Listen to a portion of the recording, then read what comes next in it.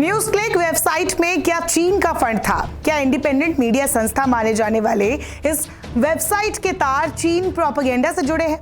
Shanghai में रहने वाले अमेरिकी बिजनेसमैन नेविल रॉय का न्यूज क्लिक से क्या नाता है? सवाल कई है, लेकिन जवाब अभी मिलने बाकी है।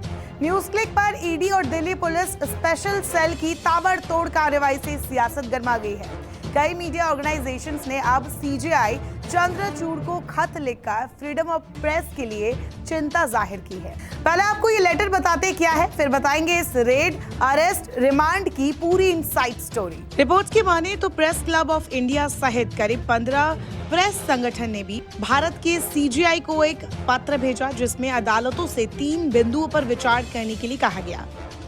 मांग की गई पत्रकारों के उपकरणों की जब्ती को रोकने के लिए मानदंड तैयार करना, बरामदगी और पत्रकारों से पूछताछ के लिए गाइडेंस बनाना और राज्य एजेंसियों की जवाबदेही सुनिश्चित करने के लिए तरीका खोजना।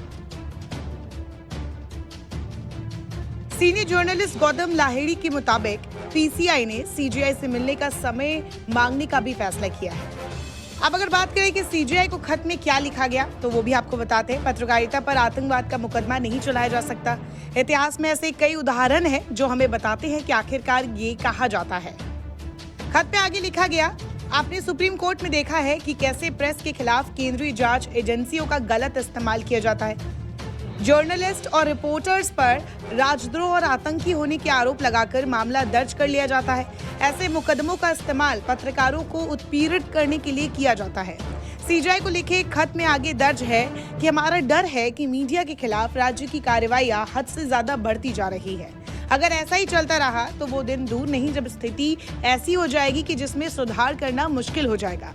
इसीलिए हमारा विचार ये है कि मीडिया को दबाने के लिए केंद्रीय जांच एजेंसियों के इस्तेमाल को रोकने के लिए जुडिशरी को हस्तक्षेप करना चाहिए। मीडिया संगठनों की ओर से कहा गया कि पिछले 24 घंटों में जो कुछ हुआ उसको देखते हुए सीजेआई संज्ञान लेकर हस्तक्षेप करे, इससे पहले कि बहुत देर हो जाए। यूएपीए के तहत दायर मामले में फाउंडर प्रबीर पुरकायस्थ और एचआर हेड अमित चक्रवर्ती को अरेस्ट कर 7 दिन के पुलिस रिमांड में भेज दिया गया है। न्यूज क्लिक के कई ऑफिस में छापे पड़े, पत्रकारों से पूछताछ की गई, कंप्यूटर, मोबाइल फोन्स सीज किए गए हैं। मामले में कई पत्रकारों और ऐसे संगठनों ने प्रेस क्लब ऑफ इंडिया और जंतर मंतर में जाकर शांतिपूर्ण विरोध प्रदर्शन भी किया है। प्रेस क्लब, डीजी पब सहित कई मीडिया संगठनों ने सीजेआई चंद्रचूड़ को खत लिखकर मामले में हस्तक्षेप करने की मांग की है। वहीं न्यूज क्लिक ने भी पूरे मामले पर विस्तार से एक बयान जारी किया है और अपना पक्ष रखा है।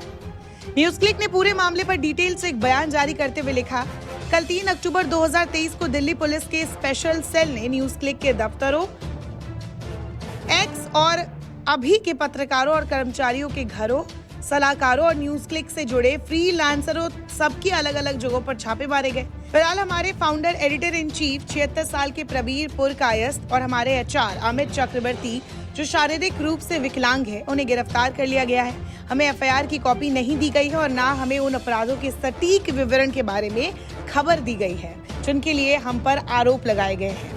बिना किसी सही प्रोसेस या गाइडलाइंस का पालन किए न्यूज क्लिक परिसर और कर्मचारियों के घरों से इलेक्ट्रॉनिक डिवाइसेस जब्त कर लिए गए हैं। हमें अपनी रिपोर्टिंग कंटिन्यू रखने से रोकने के लिए एक जबरदस्त कोशिश में न्यूज क्लिक के ऑफिस को भी सील कर दिया गया है। न्यूज क्लिक ने अपने बयान में लिखा है कि पिछले कई महीनों में प्रबीर पुरकायस्थ को इनमें से किसी भी एजेंसी ने पूछताछ के लिए नहीं बुलाया।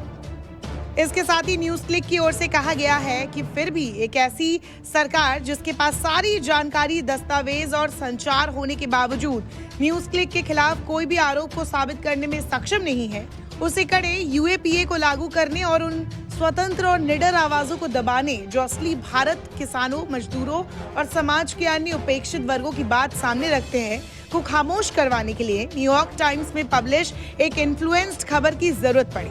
हम ऐसी सरकार के इन कामों की कड़ी निंदा करते हैं जो पत्रकारिता की स्वतंत्रता का सम्मान करने से इनकार करती है और आलोचना को देशद्रोह या राष्ट्र विरोधी प्रचार मानती है।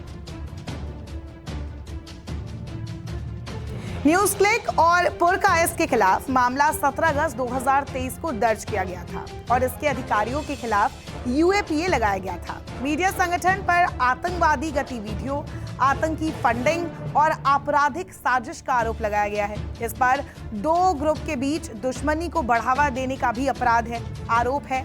ये मामला 38 करोड़ रुपए से जुड़ा हुआ है, जो समाचार पोर्टल को कथित तौर पर विदेशी फंडिंग के रूप में मिला था।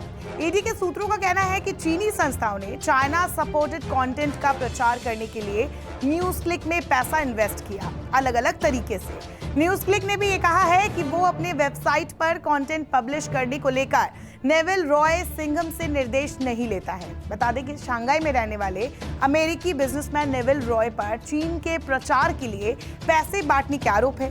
न्यूयॉर्क टाइम्स की एक रिपोर्ट में कहा गया था कि नेविल और उनकी कंपनियों के जरिए न्यूज क्लिक और कई संस्थाओं को पैसे पहुंचाए गए। फिलहाल न्यूज क्लिक के पबीर पुरकायस ने अपने खिलाफ एफआईआर की कॉपी की मांग करते हुए दिल्ली की पटियाला हाउस कोर्ट का रुख किया है।